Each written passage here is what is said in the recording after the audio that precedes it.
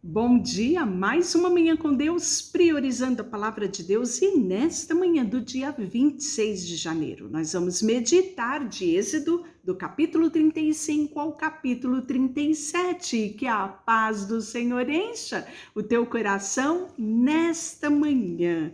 Capítulo 35, nós vamos falar, sobre o sábado, vamos falar sobre as ofertas para o tabernáculo, os utensílios do tabernáculo.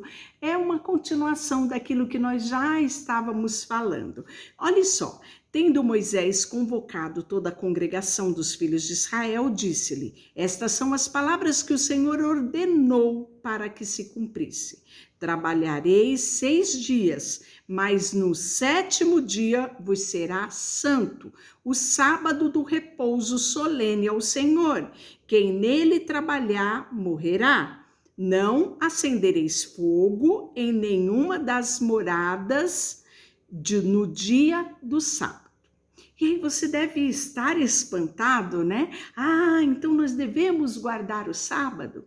Hoje nós temos os nossos irmãos adventistas que guardam o sábado. Eles entendem, que este mandamento ainda é válido e eles fazem isso. O culto principal dele da semana é no sábado.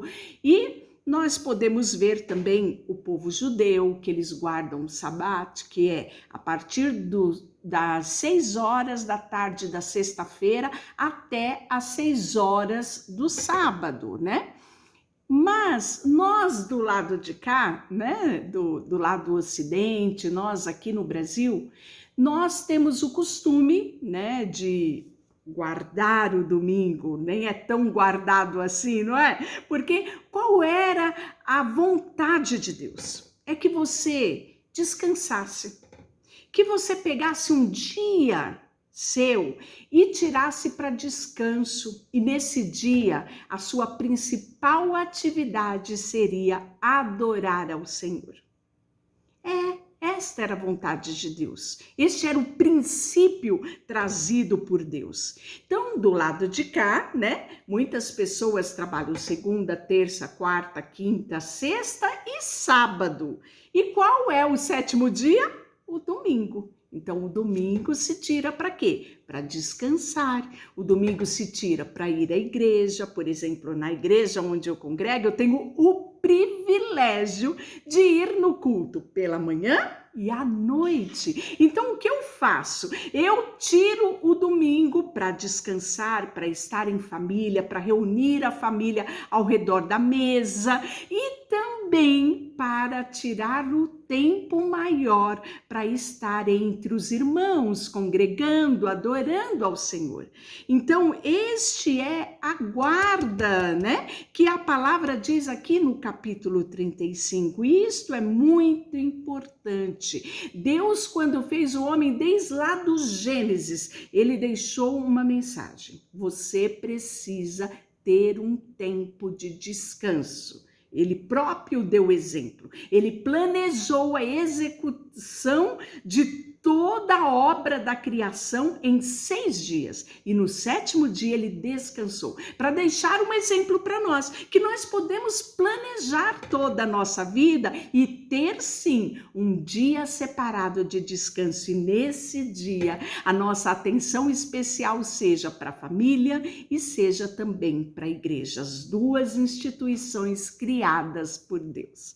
E aí, logo no versículo 4, nós vamos ver, retomar aquilo que já havia se falado em relação ao tabernáculo, a construção do tabernáculo, porque até então foram as ordenanças que Deus foi dando a Moisés e ele foi escrevendo. E a partir de agora nós vamos ver, na prática como isso aconteceu. Olha só, disse mais Moisés a toda a congregação dos filhos de Israel: esta é a palavra que o Senhor ordenou, dizendo: tomai do que tendes uma oferta para o Senhor, cada um de coração disposto, voluntariamente, atrará por oferta ao Senhor ouro, prata e bronze, estofo azul, púrpura, carmesim, linho fino, pelos de cabra, pelos de carneiro, tinta de vermelho, peles finas, madeira de acácia, azeite para iluminação, especiarias para o óleo de unção e para o incenso aromático, pedras de ônix, pedras de engaste para a estola sacerdotal e para o peitoral. Então você viu lá atrás, né? Todos esses dias nós comentamos a respeito disso, as instruções de Deus. Então Deus foi trazendo minuciosamente para Moisés tudo o que ele deveria fazer, né? E isso aqui Deus já tinha dito a Moisés. Agora, né? Deus passou toda a ordenança e agora Moisés vai trazer isso ao povo. Trazer isso ao povo e trazer todo esse planejamento de Deus à realidade, né?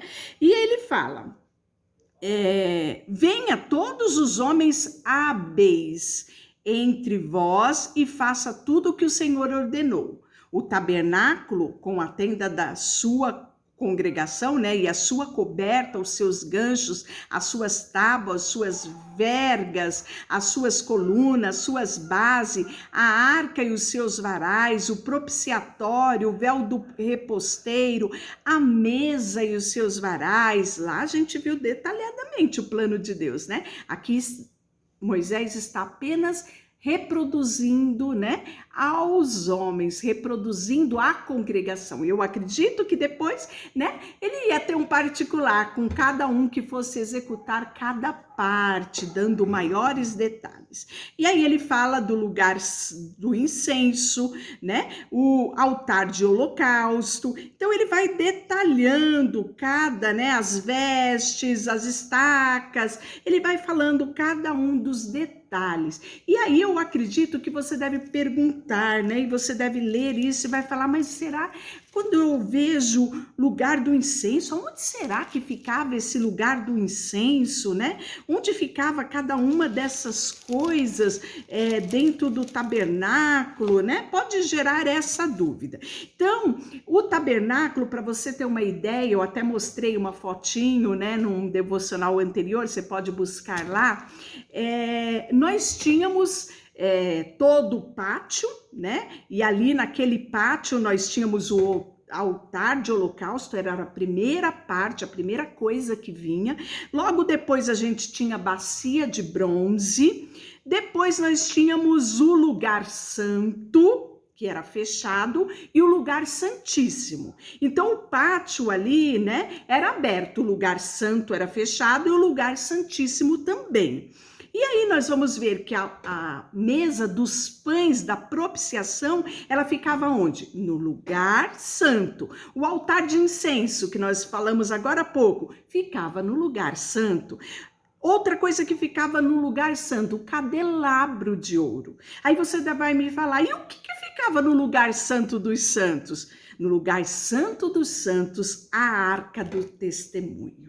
Era ali que ficava a presença de Deus, né? Aquele lugar ali, somente o sumo sacerdote podia entrar. Isso nós vamos detalhar mais para frente, né? No decorrer da nossa trajetória aqui.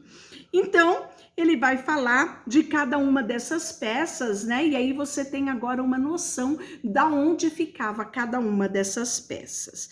E nós vamos ver também no capítulo 35 a prontidão, é isso que eu quero grifar, a prontidão do povo, né? A liberalidade que o povo teve. Olha só, então toda a congregação dos filhos de Israel saiu da presença de Moisés, né? Então tiveram aquela mega reunião, Moisés expôs tudo aquilo que Deus tinha dito e aí cada um foi para sua casa.